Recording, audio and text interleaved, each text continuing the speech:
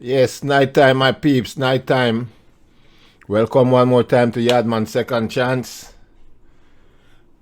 Respect to all my subscribers and my viewers.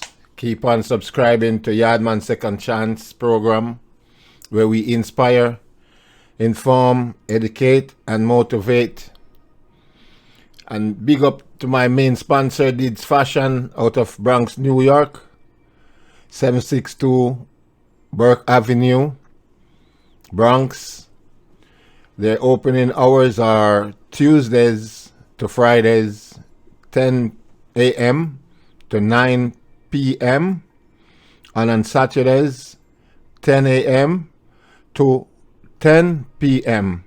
and they're open on Sundays if it's an holiday. So Dids Fashion is where you go to get your up-to-date. You know, we say give them an update. Dids give them the update in the fashion, the latest fashion. You check out Dids and you get the latest fashion, right? Well, tonight is a very big night. I'll be having a guest tonight, not in studio, but someone is gonna call me, Paul. And Paul is a person, a very interesting person. Paul has been not deported, but he has, what you call it now, removed himself, right?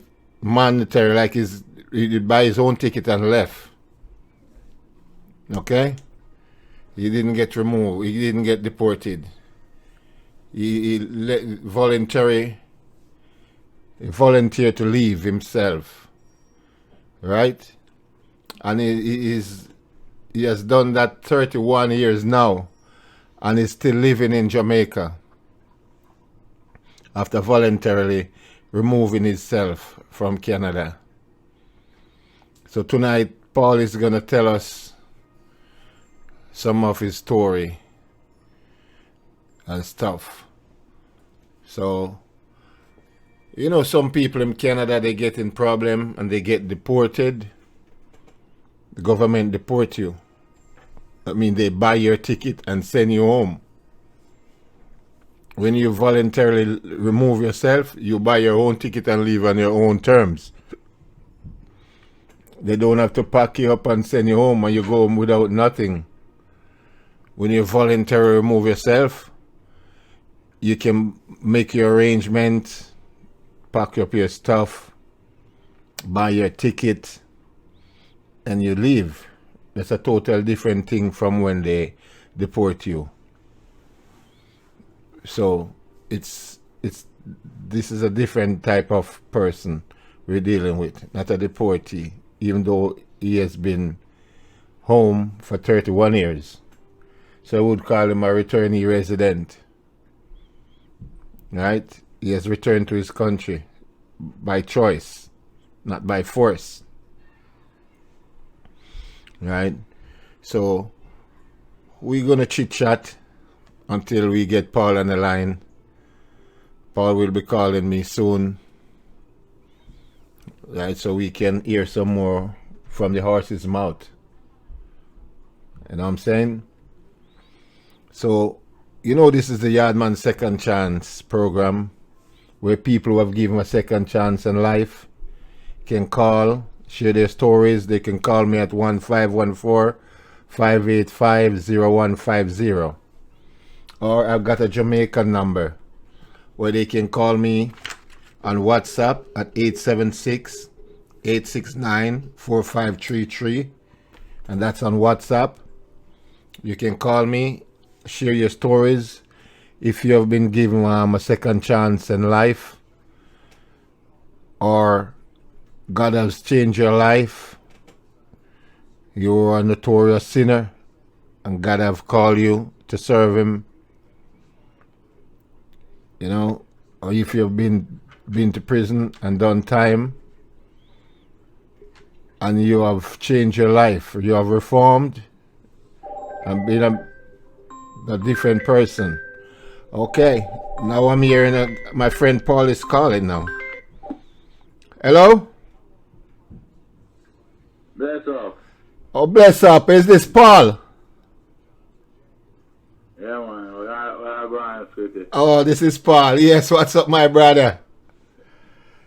Yeah, man. Yes, I was just telling my listeners that Paul is a person who is very interesting because he has removed himself voluntarily from Canada. He was not deported.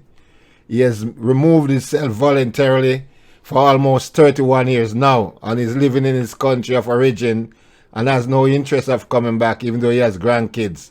Even though sometimes he said he feel like he want to come back. So Paul, you want to tell us some about yourself or something like that? Or your stories? Yeah, well, I did come to Canada as a young boy, like not really like just turning 20, 21 year old, Yeah. and I was doing mechanic, and I came to Canada to get a kind of upgrade on the trade, Yeah. So I was given a 6 month visa Yes. there in Canada, Yeah. Like a student and visa? during during that time I met up in a young lady who I kind of knew from probably about when we was about 12, 13. Yes. And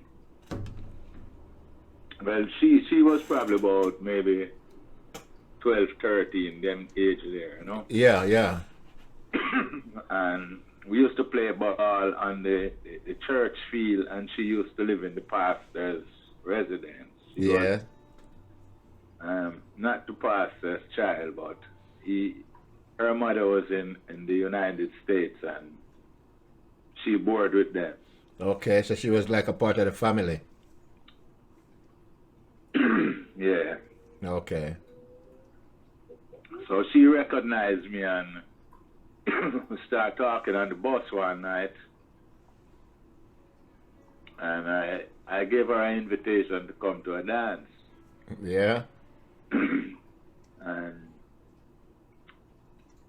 well, things got really powerful between us, and she got pregnant. She had my first child. Okay. And I decided I couldn't just leave this girl pregnant and on her own. Right. So you stayed with her in Canada. Yeah. And we even got married. Yeah. And I always thought it was funny that the same date that we get to go to this church to get married Yeah. was the same date that I 1 year before when I arrived there in Canada. Okay. Okay. So yeah, we got married, and we had altogether we got 5 kids. Yeah. And well, I was just doing some odd jobs and those kind of things under the radar. Yeah. Yeah. Under the table. And then after about 3 years, I was there. Yeah. They offered this amnesty. Yeah. I Amnesty. went Yeah. in. Amnesty. Right. And nobody amnesty. Yeah. But the guy who had my case, he was a real prick. He wanted me to tell him all the people who had helped me and assisted me with jobs and all these things during the years that I was there. Oh, he wanted you to become an informer. Yeah, and I told him that that couldn't work, and I don't regard that kind of principle as good. Yes. So there was another fella, you know, these immigration booths, they wasn't confined, they wasn't sealed, they were just partitions between you, you know. Yeah. And you know, the argument kind of got heated between me and him.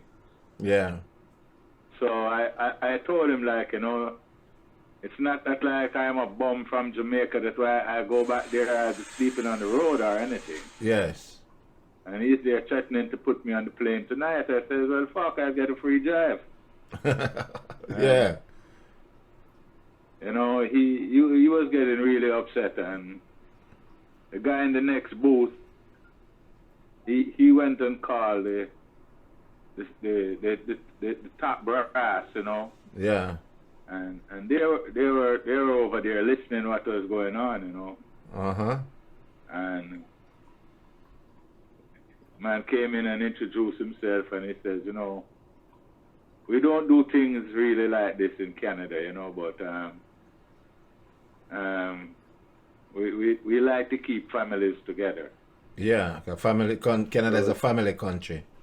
So this really senior man, he gave me another 3-year visa. Yeah, he extended your visa to 3 more years. A minister's permit. Yeah. Yeah, so I could work and all that kind of stuff, you know. Right, right. So I ended up there for 3 more years. So that means you were there like 6 years now. Eh? That make you gonna stay like 6 years, because you did 3 before you get 3 more. Yeah, well, when it would be finished, I would have been there for 6 years. 6 years, okay, I yeah. just got it that day, you know. Yeah, right. So that was the beginning. Yeah. And, you know, I had a card, so I didn't have to be really watching my back with the immigration, and I could go to parties and really just enjoy myself and go to the clubs, and Yeah. And being as I've been a Rasta from school, you know. Yeah. You're a Rastafari, right? Rastafarian. Yeah, and okay. I smoke herb just like Bob Marley, you know. Yeah, the sacrament. Let's say sacrament. Yeah, and it was really expensive there, so I found persons who I could buy it in bulk from, and yeah.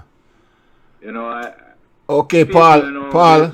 On that note, always gravitate to Rastas because how you look. Yeah, hold on, Paul. And then Paul, can you cut me a minute? Can you hold on a minute, Paul? Yeah. Yeah, just give me a minute. We're gonna break and make this a part 2. All right? You listening to Yardman Second Chance program, and we have Paul on the line. So we're gonna break and take a part 2 of this interview.